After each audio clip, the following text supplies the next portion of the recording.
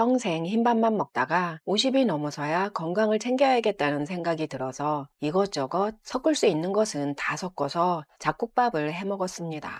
그런데 깜짝 놀랐습니다. 잡곡밥이 누구에게나 좋은 것은 아니라고 하네요. 안녕하세요. 생활건강 정보 채널 9988입니다.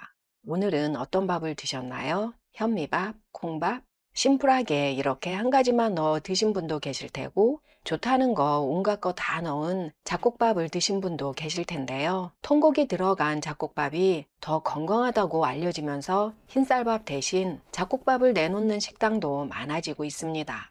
사실 저 어렸을 때 흰쌀밥은 부의 상징이었는데 말이죠. 통곡물은 당뇨병, 심장병, 뇌졸중, 암 위험을 감소시키는 것으로 알려져 있는데요. 건강식이라는 현미밥, 잡곡밥을 먹고 속이 부글거리고 가스차고 소화가 더 안 된다는 분은 왜 그럴까요? 부글거림을 참고 계속 현미밥을 먹어야 할까요? 현미를 영양분만으로 분석해서 흰쌀과 비교해보면 우수한 음식입니다. 그러나 현미에 있는 독성을 분석하면 무서울 만큼 나쁜 음식입니다. 그동안 쭉 현미밥만 먹었는데 소화도 잘 되고 더 건강해졌는데 무슨 소리야 하시는 분은 현미의 독소보다 영양분을 더 많이 흡수하신 분입니다. 현미밥만 먹으면 얹힌 것 같고 소화가 안 되고 방귀 냄새까지 고약해진 분은 현미의 영양분보다는 독을 더 많이 흡수하신 분입니다. 현미에 독이 있다니 말이 되나? 말이 된다고 합니다. 독버섯에만 독이 있는 것이 아니었습니다. 민감한 주제라서 정말 많은 논문을 찾아보고 정확하게 번역했나 여러 번 재검토하고 크로스 체크해서 정리했습니다. 내가 알고 있는 상식이 아닌데 하는 생각이 들더라도 끝까지 보시면 틀림없이 온 가족 건강에 많은 도움이 될 것입니다. 사람에게 해를 끼치는 독은 식물이 더 많을까요? 동물이 더 많을까요? 식물은 포식자로부터 자신을 보호하고 생존과 번식을 위해 강력한 독소로 무장하고 있습니다. 이러한 화학물질이 현미 통곡에 있는 렉틴, 밀베아 응집소, 피틴산 같은 항영양소인데요. 그러면 동물은 어떨까요? 동물들은 위험에 처했을 때 싸우거나 도망치기 때문에 자신의 몸에 독을 품지 않아도 됩니다. 사자는 공격을 하고 사슴은 달리고 거북이는 껍데기에 숨고 스컹크는 냄새나는 방귀를 뀌면서 적으로부터 자신을 보호합니다. 우리 인간은 공격하거나 도망치지요. 식물은 그럴 수 없으니 독을 품습니다. 식물의 독은 식물을 보호하는 껍질과 번식을 하는 씨앗에 가장 많습니다. 오늘은 현미와 통곡에 있는 독소, 렉틴과 밀베아 응집소, 피틴산, 그리고 이것들을 줄여서 먹는 방법 알아보겠습니다. 현미나 통곡물이 품은 독소는 렉틴과 밀베아 렉틴입니다. 거의 모든 통곡물 배아에 있는 밀베아 렉틴은 밀베아 응집소라고도 합니다. 밀가루에 있는 글루텐이 장벽에 구멍을 만들고 뇌장벽에 구멍을 만들어 장누수와 뇌누수를 유발해서 만성염증과 치매를 발생하게 합니다. 이 밀베아 렉틴은 밀가루에 있는 글루텐보다 더 무서운 것이 이것은 글루텐보다 입자가 더 작아서 장내 점막층에 손상이 없어도 위, 대장, 소장, 뇌장벽을 쉽게 통과할 수 있습니다. 그래서 일부에서는 사악한 글루텐 사촌이라고 부르기도 합니다. 하버드 보건대학원에서 발표한 렉틴이 인체에 미치는 영향을 살펴보면 렉틴은 산성이 높은 위장 안의 환경에서도 매우 안정적으로 버티면서 자신이 분해되는 것을 저항하는데요. 식물이 자신을 보호하던 기능이 소화관 내에서 똑같이 작용하기 때문입니다.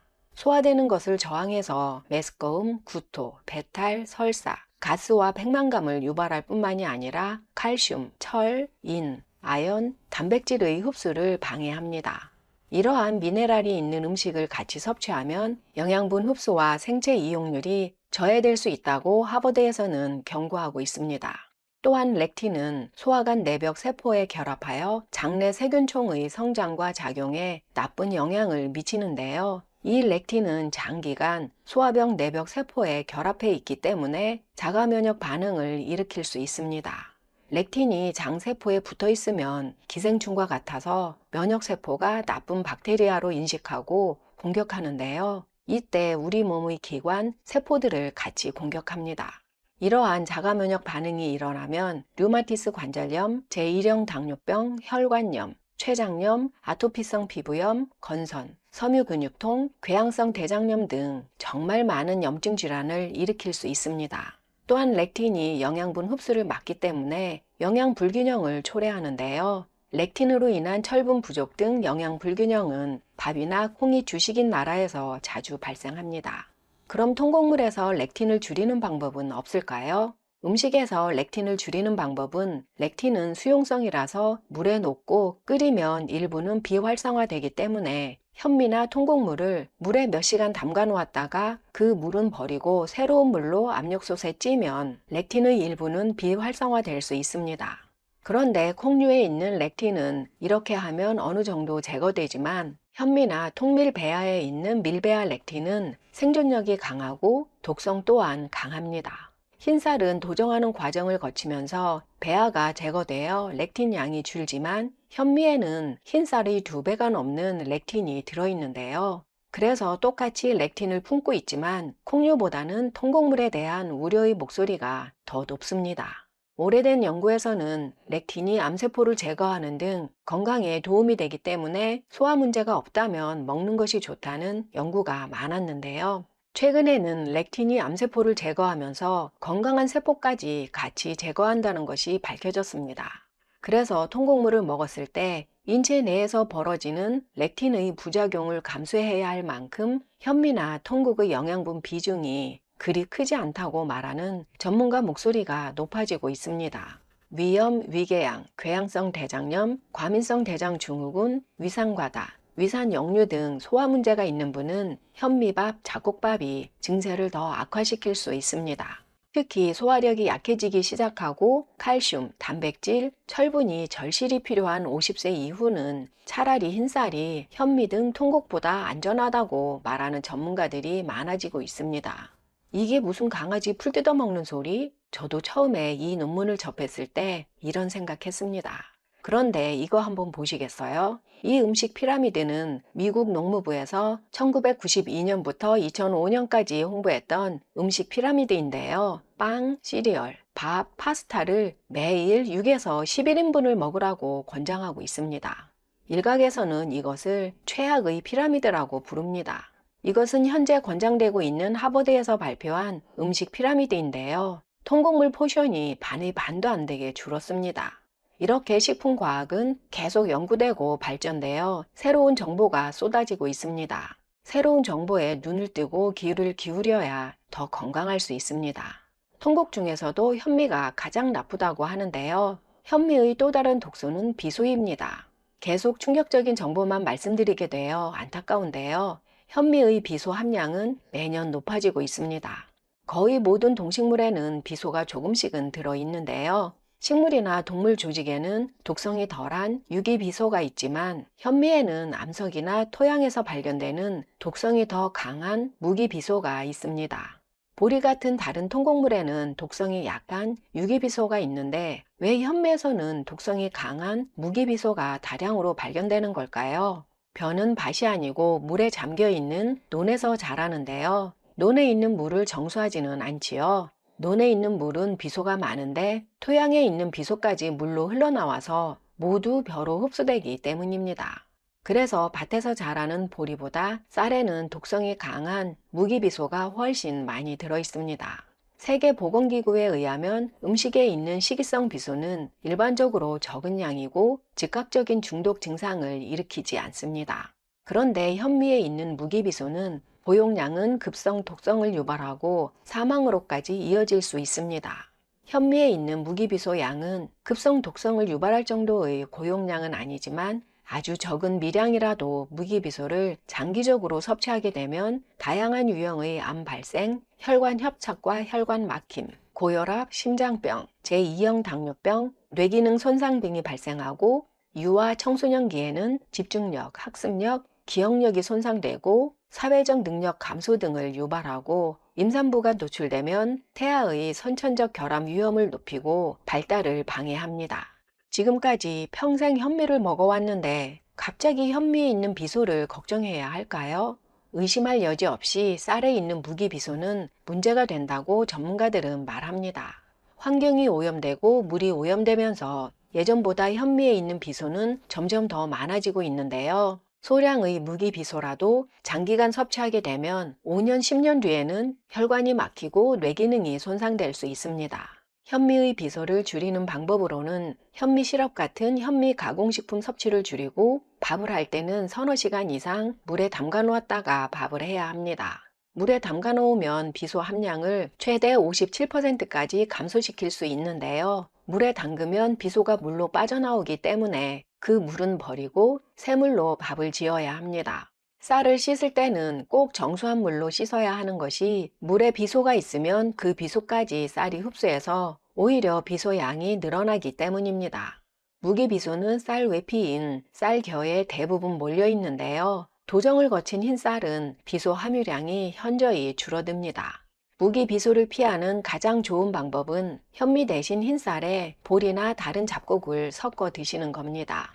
일부에서는 현미의 식이섬유도 걱정하는데요. 현미에 있는 식이섬유는 걱정할 정도로 많은 양이 아닙니다.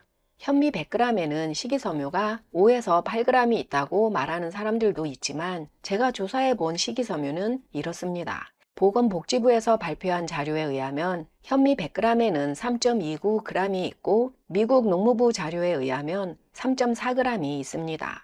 현미 100g으로 밥을 하면 머슴밥처럼 수북한 한 공기가 되는데요. 흰쌀을 섞지 않고 새끼 현미만 먹는다고 해도 10g 전후라서 염려할 정도는 아닙니다. 식이섬유 1일 권장량은 20에서 25g인데요. 귀리는 100g에 식이섬유가 10.1g이나 있고 렌틸콩은 100g에 10.7g이나 있어서 이런 것들로만 밥을 지어 새끼를 먹는다면 식이섬유가 너무 많아 이때는 소화와 영양소 흡수에 문제가 될 수 있습니다. 귀리나 렌틸로 새끼 식사하시는 분은 안 계시지요? 현미와 통곡의 또 다른 문제는 피틴산입니다. 피틴산은 견과류, 콩류, 곡류에 많은데요. 단백질, 아연, 철, 칼슘 등의 미네랄 흡수를 방해합니다. 견과류 같은 경우에는 간식으로 견과류만 먹으면 되니까 크게 문제될 것은 없는데요. 현미는 다른 반찬들과 같이 먹어야 하는데 그 반찬에 있는 미네랄 흡수를 방해하니 문제가 됩니다. 흰쌀에는 피틴산이 0.1에서 1.1%인 반면 현미에는 최고 80배가 넘는 2.6에서 8.7%까지 포함되어 있기 때문에 하루 3끼를 모두 현미밥으로 계속 드신다면 철분 결핍과 근육 손실을 유발할 수 있습니다. 현미나 콩에 있는 피틴산을 줄이는 방법은 밤새 물에 담가 놓았다가 그 물을 버리고 요리를 하면 어느 정도는 피틴산을 제거할 수 있습니다. 그렇더라도 혹시 남아있을 피틴산이 철분, 단백질 흡수를 방해할 수 있는데요. 숨이 가쁘고 손발톱에 줄이 생기면서 손발톱 변형이 되는 등 철분 결핍 증상이 있는 분은 증상이 더 심해질 수 있고 평소에 철분, 단백질 흡수를 방해하는 탄닌이 많은 차나 커피 많이 드시는 분들은 잡곡밥까지 드시면 철분 결핍, 근손실이 더 쉽게 발생할 수 있습니다. 이런 분들은 가능한 한 잡곡을 줄이는 것이 건강에 더 이롭습니다. 현미를 샀는데 쩐내 비슷한 냄새가 나는 경험을 해보신 적 있나요? 흰쌀과는 달리 도정을 많이 거치지 않은 현미 겉표면은 불포화 지방산으로 덮여 있는데요. 이 불포화 지방산이 공기 중에 노출되면 아주 쉽게 산화됩니다. 산화된 지방은 쉽게 산패되는데요. 산패된 기름은 인체 내에서 활성산소를 증가시켜 세포 변형을 일으키는 더 이상 음식이 아닌 독이라고 보시면 됩니다. 현미를 살 때는 도정된 날짜를 꼭 확인하셔서 최근에 도정된 제품을 구입하셔야 합니다. 참고로 흰쌀은 완전히 깎아냈기 때문에 지방산이 아예 없습니다. 흰밥만 먹기에는 좀 싱겁다 하시는 분은 현미보다는 수수나 기장을 섞어 드시면 맛도 좋고 건강에 더 이롭습니다. 기장이나 수수도 피틴산은 있지만 렉틴도 없고 비소도 없고 글루텐도 없습니다.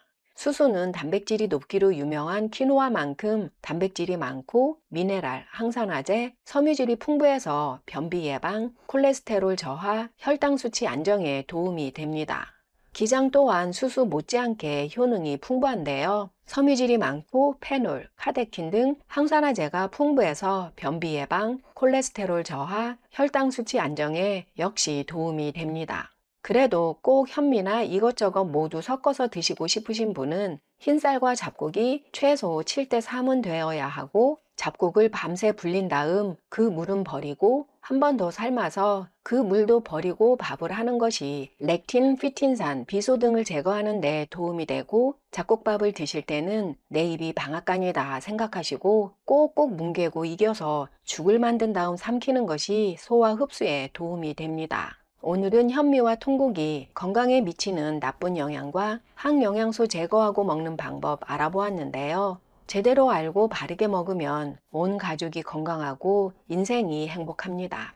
영상이 도움이 되셨나요? 소중한 지인과 이 영상 공유해 주세요. 좋아요, 구독, 알림 설정 부탁드립니다. 99까지 88한 중년 9988이었습니다. 더 유용한 영상으로 다시 뵙겠습니다. 끝까지 시청해 주셔서 감사합니다. 건강하고 행복하세요.